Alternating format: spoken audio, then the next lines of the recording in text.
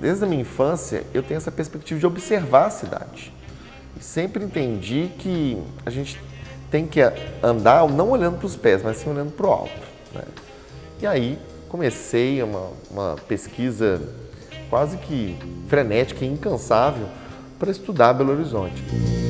A comissão construtora ela foi nomeada no dia 14 de fevereiro de 1894 e essa comissão ela chega aqui em Belo Horizonte para poder começar a construção. E o primeiro marco da construção é no dia 5 de março, que é justamente na região da Lagoinha que se fica a primeira estaca de construção da cidade, né? E você pega esse ponto, que hoje seria próximo onde é a rodoviária, o Arão Reis ele começa a pensar a cidade a partir desse ponto.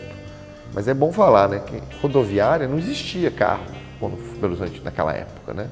Então ali seria o lugar do mercado.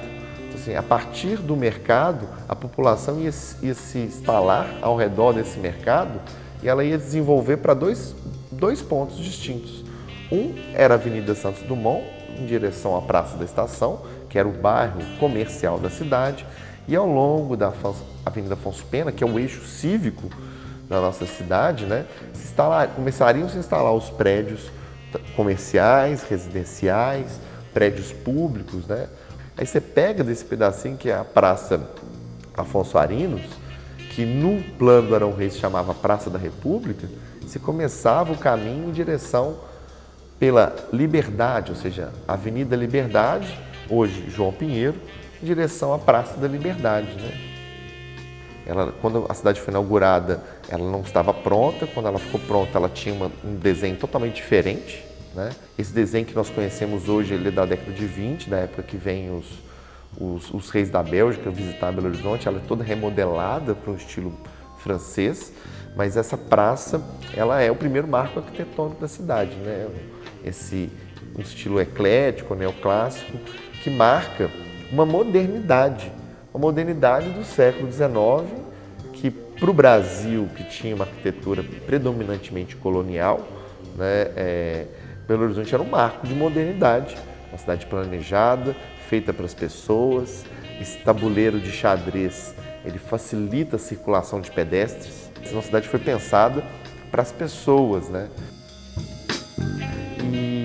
E o Arão Reis, ele tinha para essa cidade que ela fosse, além de ser a capital do estado, que no final do século XIX era o mais importante da Federação Brasileira, mas ser um tributo à história do estado de Minas Gerais, à história do Brasil e à história da fundação de Belo Horizonte, né?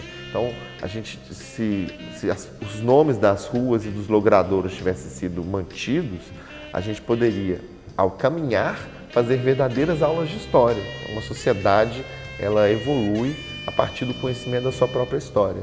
E as ruas podem ser um caminho para se lembrar, né, esses marcos.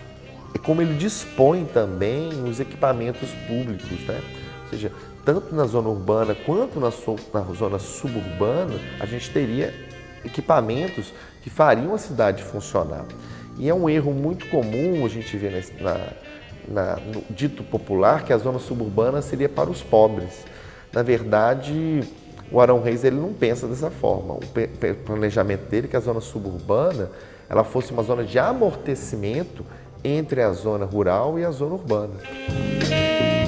E na zona suburbana, a gente tinha para o Arão Reis dois equipamentos muito importantes.